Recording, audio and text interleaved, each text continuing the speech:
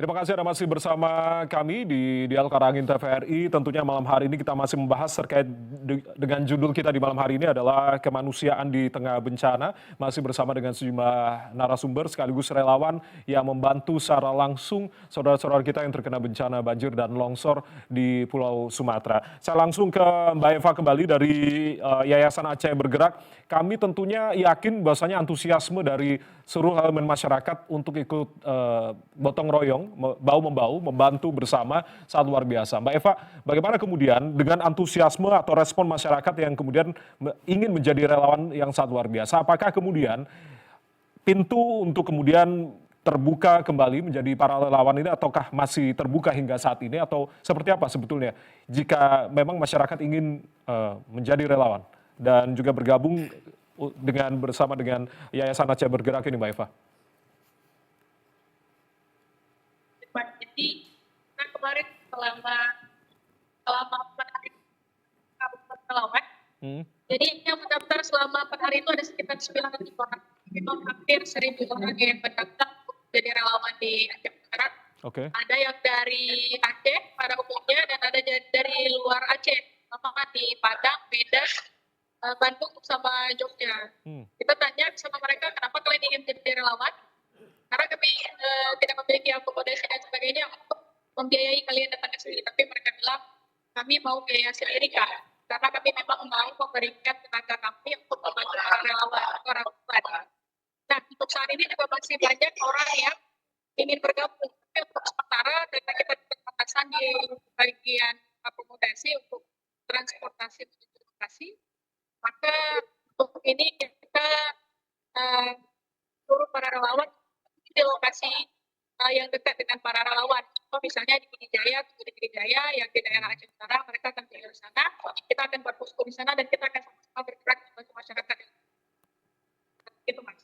Oke, baik. Mbak Eva bisa diinformasikan kepada kami, di beberapa titik apakah juga masih ada beberapa desa yang terisolir hingga saat ini? Karena tadi dikatakan memang akses terputus begitu, apakah juga di beberapa kabupaten? Karena kami juga mendapatkan informasi seperti halnya di Aceh Utara, lalu juga di Benar Meriah dan juga Aceh Tengah, masih ada beberapa desa masih terisolir hingga saat ini. Apakah benar kondisinya seperti itu, Mbak Eva? Bisa dikonfirmasi? Iya benar Pak. Jadi kalau untuk daerah-daerah terisolir itu paling banyak itu memang di daerah Aceh Tengah. Daerah Aceh Tengah, Benar Meriah, Takimon, itu masih banyak akses jalan yang memang tidak bisa dilalui. Bahkan relawan. Kalau untuk ke daerah Benar Meriah, itu akses satu-satunya itu hanya melalui Asia, Aceh Barat Daya. Dan itu dengan kondisi jalan yang cukup ekstrim. Sedangkan untuk Aceh Tamiang kemarin kita dapat laporan dari relawan Aceh Bergerak juga yang sudah ke sana. Itu ada namanya Desa Sekerak, kalau nggak salah saya. Dan di sana untuk melalui desa itu kita harus naik kapal kecil lagi, seperti boat kecil ke sana. Sekitar 2 jam. Dan itu sangat terisolir di sana, Mas. Jadi sangat memprihatinkan kondisinya. Baik. Ya. Kami mencoba untuk kembali menghubungi Mbak Eva karena suaranya juga terputus. Kami tentu memaklumi kondisi infrastruktur sinyal di sana masih belum stabil. Kita mencoba untuk menghubungi kembali Mbak Eva sambil memperbaiki koneksi kami. Saya langsung kembali ke Mbak Dian. Mbak Dian masih mendengar secara jelas suara kami, Mbak Dian? Ya, masih, Mas. Ya. Masih jelas. Oke, Mbak Dian, tentunya berdasarkan informasi yang kami terima, ada sekitar 900 relawan yang kemudian bergabung dengan Aceh Bergerak dan kemungkinan ini juga akan bertambah begitu angka ini. Tapi sebetulnya apa yang kemudian menjadi suara dari rekan-rekan relawan dalam menyalurkan bantuan dengan keterbatasan yang ada hingga saat ini? Apa yang kemudian diinginkan selain juga memaksimalkan personil dari sisi personil gabungan dalam membantu dalam penyaluran distribusi bantuan ini, apa yang kemudian disuarakan lagi oleh rekan-rekan relawan dalam menyalurkan bantuan ini, Mbak Dian, sebetulnya? Ya, sebetulnya kami sebagai relawan ya, terutama setelah dari Biren, terus kemudian saya bergabung di Banda Aceh, dengan ada posko di kantor gubernur, terus kemudian ada posko relawan lagi di kantor BPBA. Yang kami butuhkan saat ini adalah koordinasi sebetulnya Mas. Jadi adanya peran pemerintah di situ yang koordinasi dan satu komando seperti itu. Jadi memang kemarin sore itu sudah terbentuk ya, sudah terbentuk adanya satu pengumpulan sistem pengumpulan data. Jadi masing-masing dari CSO yang bergerak ini akan mengirimkan data-data kepada center ya, kami sebutnya center di sini.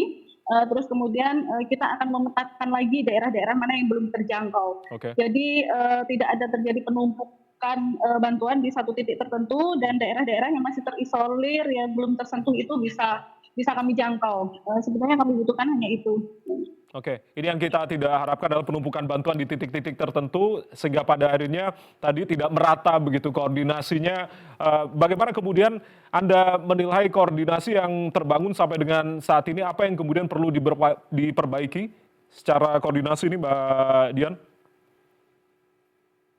Ya, untuk koordinasi ini jadi banyak sekali CSO yang bergerak, banyak sekali lembaga-lembaga kemanusiaan yang bergerak di lapangan, dan kami memang saling bertemu di lapangan, tetapi tidak ada satu apa ya yang kami sebut dengan bank data seperti itu mengenai CSO ini kan sangat cepat bergerak di lapangan, dan pemerintah Provinsi Aceh sendiri mengakui hal itu.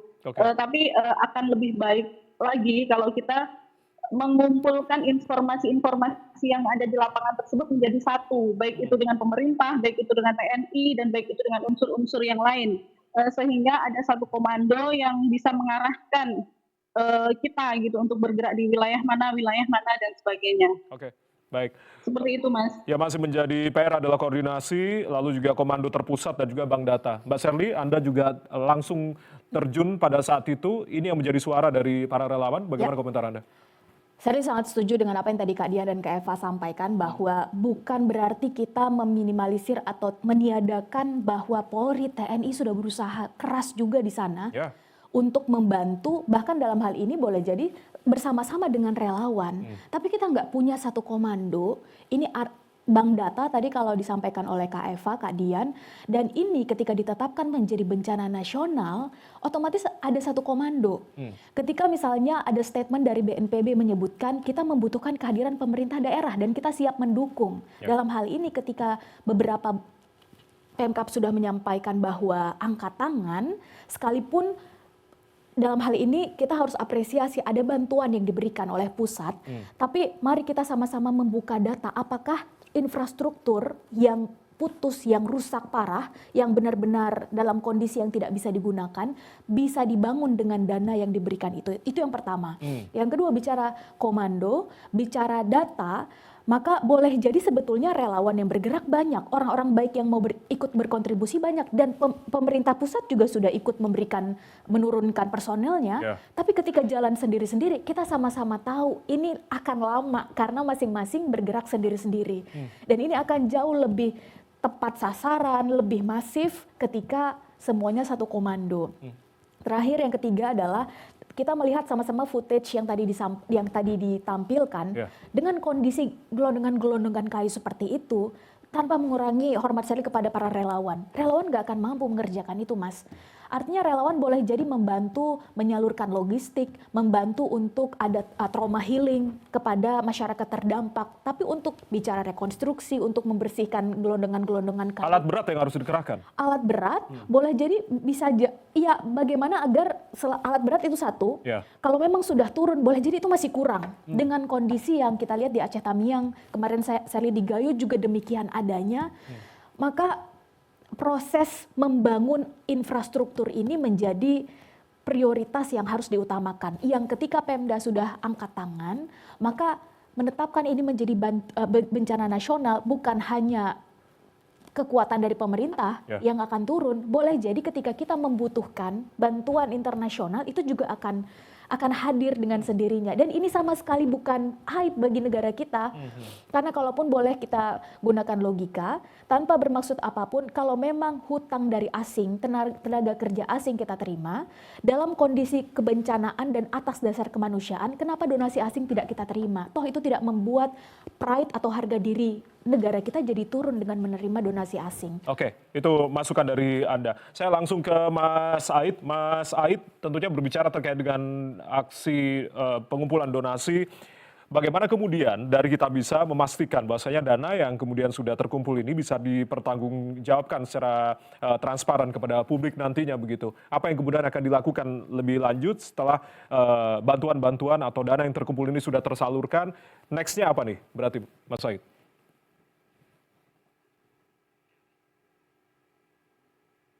Ya, Mas Oke, Said. ya Mas, prinsipnya sebenarnya kami di Kitabisa, apa ya, kami kan mengedepankan asas transparansi gitu ya dalam Ya. konteks pengumpulan dana, dan untuk Kitabisa sendiri kami statusnya platform yang berizin dari Kementerian Sosial gitu ya. Jadi buat para penderma yang berdonasi melalui Kitabisa dan berkontribusi melalui Kitabisa, ataupun para public figure yang berdonasi melalui Kitabisa, secara tidak langsung sebenarnya penggalangan dana mereka sudah apa namanya, mendapatkan izin gitu ya, karena kami setiap 2 bulan, setiap bulan, bahkan setiap 3 bulan sekali itu lapor gitu ya ke Kementerian Sosial gitu ya.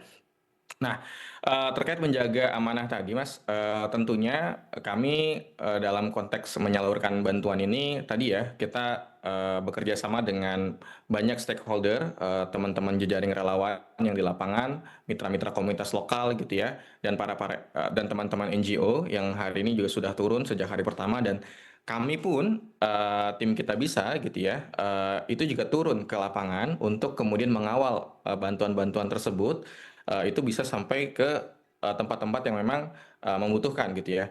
Bahkan di tim kami gitu ya, kami juga membagi tim gitu ya di beberapa daerah tadi, itu untuk melakukan yang namanya assessment gitu ya, sampai ke desa-desa, ke titik-titik yang apa namanya, terisolir gitu ya. Sampai dengan hari ini tim kami ada yang standby di Takengon gitu ya. Kemarin kita juga baru kepikiran untuk kemudian bagaimana apa ya, menghidupkan roda ekonomi di daerah Aceh Tengah gitu ya, karena dalam konteks kebencanaan hari ini pun sebenarnya di sana mereka tetap berproduksi sebenarnya Mas, cuma karena terisolir gitu ya, Ya. akhirnya mereka juga kesulitan untuk kemudian apa namanya, menjual ataupun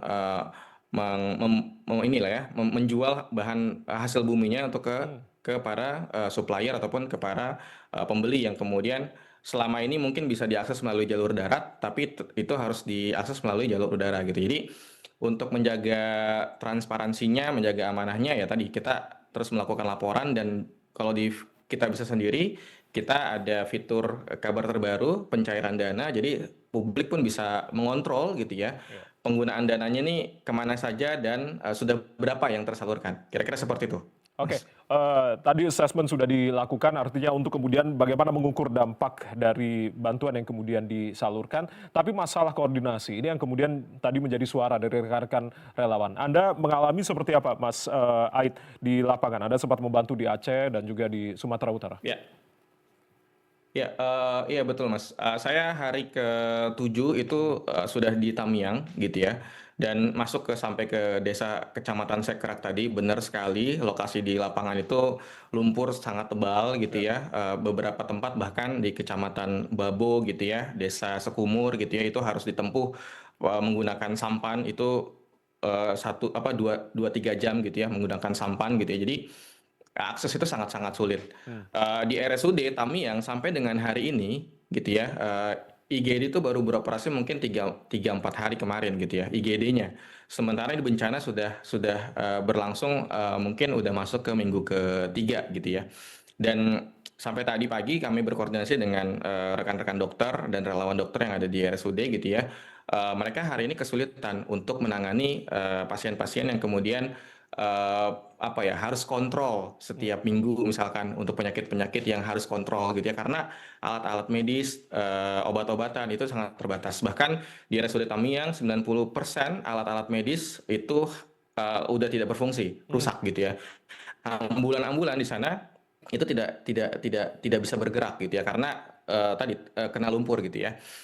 Kami dapat informasi beberapa apa namanya, pasien yang kemudian harus segera ditangani, tapi karena kemudian tidak bisa dirujuk ataupun armadanya terbatas gitu ya, alat penindakannya terbatas gitu ya, itu kemudian harus apa namanya, meninggal dunia gitu karena tidak tertangani di rumah sakit gitu. Jadi kami mendorong sebenarnya kalau tadi bahasanya teman-teman gitu ya, perlu ada pusat komando, satu komando gitu ya. Kami juga membayangkan sih sebenarnya apapun ini statusnya sebenarnya gitu ya, ketika ada tim dari pusat itu, kalau kami menyarankan sebenarnya gimana caranya ada tim yang kemudian stay, tinggal dan bekerja di lokasi bencana gitu. Karena bencana yang terjadi hari ini di Sumatera itu skalanya menurut kami yang apa namanya pernah turun di Cianjur gitu ya, di Lombok, di Palu gitu ya. Ini tuh lebih kompleks gitu karena ada 3 provinsi secara bersamaan. Di setiap provinsi itu kota kabupaten yang terdampak itu banyak sehingga koordinasi itu perlu sering dilakukan dan komando-komando yang sifatnya strategis, entah itu menurunkan alat berat gitu ya, mengirimkan tenaga-tenaga relawan untuk melakukan pembersihan gitu ya, pencarian dan juga pendistribusian itu harus tersistemasi dan juga terkoordinir dengan baik gitu. Itu sih Mas, gitu. Makanya kalau kami membayangkan ada tim lah dari kementerian ataupun Menko atau menteri itu yang bekerja langsung mungkin dari lokasi bencana untuk kemudian bisa mengatur semua koordinasi gitu ya. Karena ini 3 provinsi Mas. Ya. Masing-masing provinsi kalau tidak ada yang mengatur kan ini ya punya domainnya masing-masing gitu. Oke, Kira-kira semoga seperti itu. ya semoga masukan ini juga didengarkan, diskusi kita ini juga didengarkan begitu. Artinya ini masukan yang sangat penting dari rekan-rekan yang bergerak secara langsung berjibaku di lapangan. Semoga juga didengarkan oleh pemerintah dan juga semua pihak, seluruh stakeholder untuk kemudian sama-sama membantu untuk memulihkan Sumatera di 3 provinsi ini. Usai jeda kita masih akan diskusi, saudara, tetaplah bersama kami di Arah Angin TVRI.